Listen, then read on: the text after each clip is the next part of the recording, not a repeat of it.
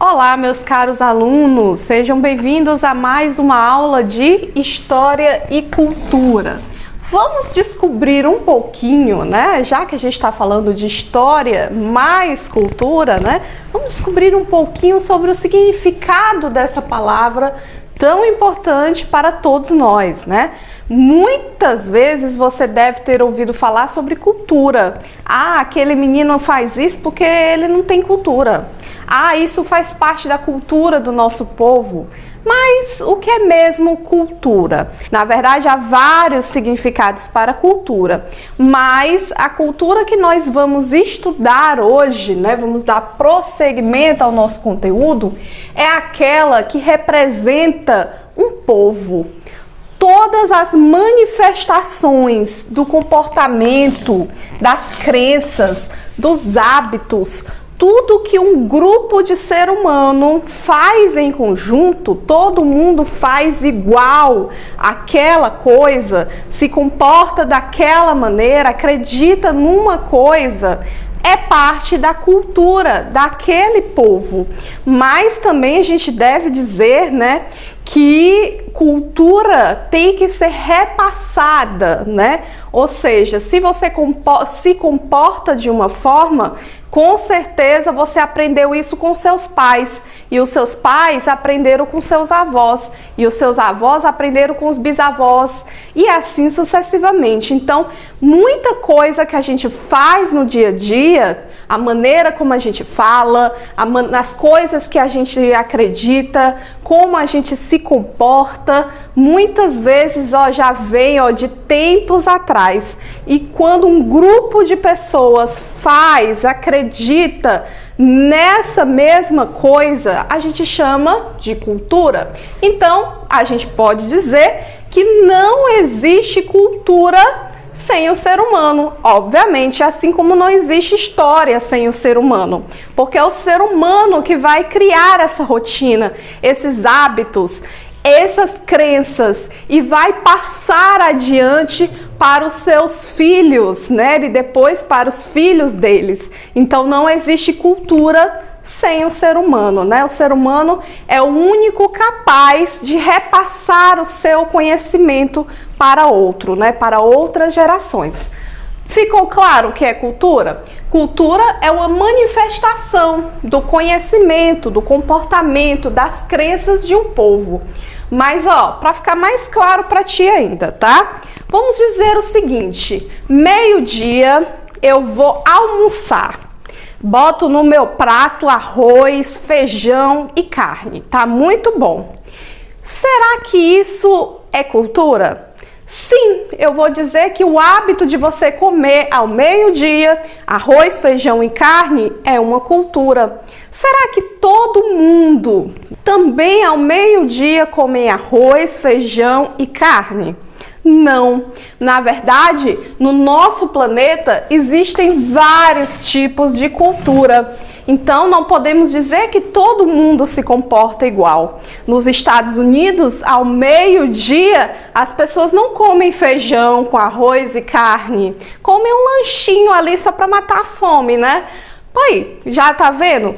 Várias pessoas se comportam de diferentes maneiras. Então, depende muito de cada povo. Cada grupo de ser humano inventa, realiza, se comporta, acredita em algo diferente. Então, cada povo tem a sua cultura. O povo do nosso mundo é tão diferente. Deixa eu contar que é interessante. Tem gente de tudo que é jeito em qualquer nação. E todo novo lugar que você conhece não é igual e nem se parece. É pura cultura que pulsa no coração. Então, quando existe um grupo de ser humano, com certeza vai existir uma cultura diferente, ok? Então, nem sempre as culturas são iguais. Existem vários tipos de cultura e todas elas são importantes, tá? mesmo que pareça um pouco diferente para nós. A gente costuma ver uma pessoa agindo diferente da gente, olha, é meio estranho, né? Acho que aquela pessoa tá meio maluca, né? Fica assim, fazendo a cara feia, que isso? Ai, olha, aquela pessoa, ela tá comendo churrasquinho de besouro, de barata. Meu Deus do céu! Cultura, né? Todas as culturas são diferentes e todas elas têm que ser respeitadas, porque todas são importantes. Vou contar uma história para você. Aqui no Brasil, antes mesmo da chegada dos europeus aqui, viviam vários grupos indígenas, índios, né, que habitavam aqui a nossa região. Fazia parte da cultura deles, né, viver livremente, né, em harmonia com a natureza, sem vestir nada, né, só com alguma proteção, pintar o rosto, porque isso fazia parte da identidade do grupo. Quando os europeus chegaram aqui e viram aqueles índios daquele jeito, imagina, foi aquela estranheza, né? Imagina que os índios também, quando viram aqueles portugueses com aquelas rouponas grandes, aquelas botas, aquela arma que eles não sabiam nem o que era, também com certeza acharam esquisitíssimo, né? Então houve esse choque de cultura, porque cada um se comporta de uma maneira diferente. Mas aí o que é que o português pensou? Tadinho dos bichinhos, olha, tudo andando pelado. Isso é porque esses meninozinhos aí, esses índiozinhos aí, eles não têm educação, eles não foram civilizados, são bárbaros bichinhos, precisam aprender como se comportar. Ou seja, o português quis fazer com que esses índios, né, passassem a se comportar na maneira deles e não na maneira que eles já se comportavam. Eles cometeram uma coisa que a gente chama de etnocentrismo. Eita, professora, mas essa palavra é grande. Etnocentrismo? O que é etnocentrismo, pelo amor de Deus, professora? Etnocentrismo é o preconceito contra outra cultura. É natural, obviamente, que a gente vê algo estranho para nós, a gente sinta aquela coisa, né? A gente acha esquisito, a gente para um pouco, tem aquela reação. Porém, quando a pessoa discrimina, julga, fala mal de outra cultura sem ao menos conhecê-la, sem respeitar o modo de se comportar de outro povo, achando que a sua cultura é mais importante do que o outro, a gente chama isso de etnocentrismo. A gente pode até estranhar algo que seja diferente, né? Mas a gente não pode falar mal, a gente não pode dizer que nós nos comportamos da maneira correta, impor o que a gente pensa sobre os outros, porque cada um tem seu modo de pensar, cada um tem seu modo de se comportar. Então a gente chama de etnocentrismo o preconceito contra outra cultura. Então vale dizer que os portugueses, quando tentaram impor, fazer com que os indígenas esquecessem a cultura deles para praticar a cultura que os europeus achavam que era correto, eles foram etnocêntricos, tá bom? Precisamos destacar aqui as diferenças, né? A gente está falando de cultura, mas que outras coisas a gente pode chamar, a gente pode dizer que é cultura.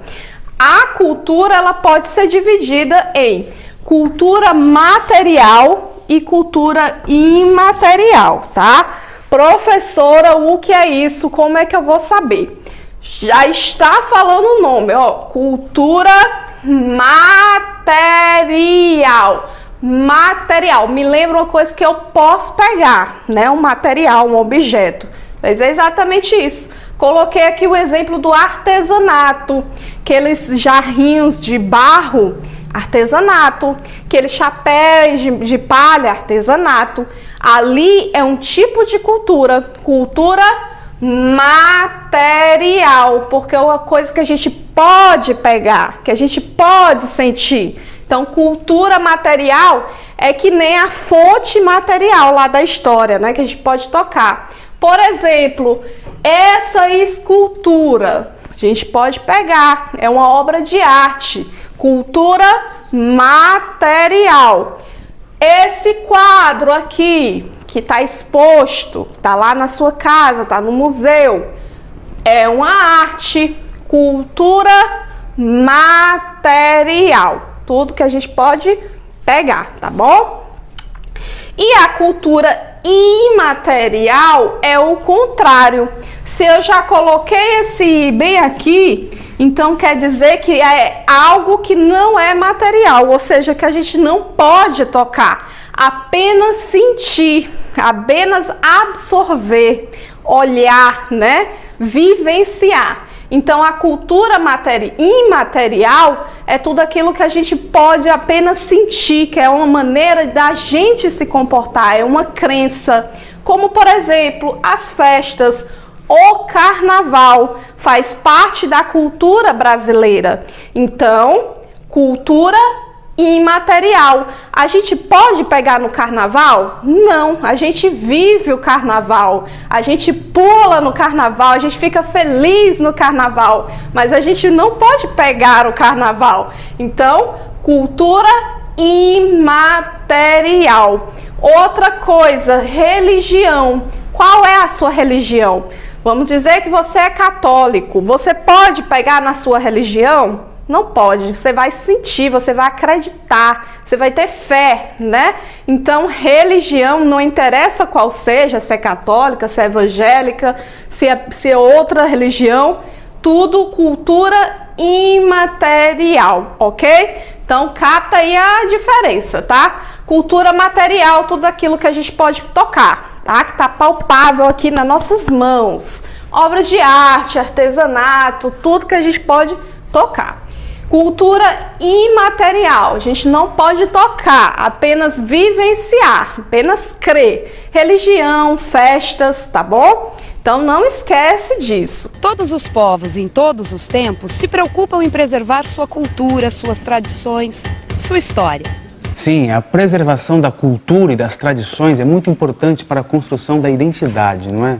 Ter uma identidade é saber quem somos, de onde viemos, para onde vamos. Sim, a história contribui para que o ser humano entenda o seu lugar no tempo e no mundo em que ele vive. Ao passear pela história, nós descobrimos nossas origens. A cidade de Viçosa do Ceará, essa que você mora, né, é cercado de culturas, assim como todos os outros lugares no mundo.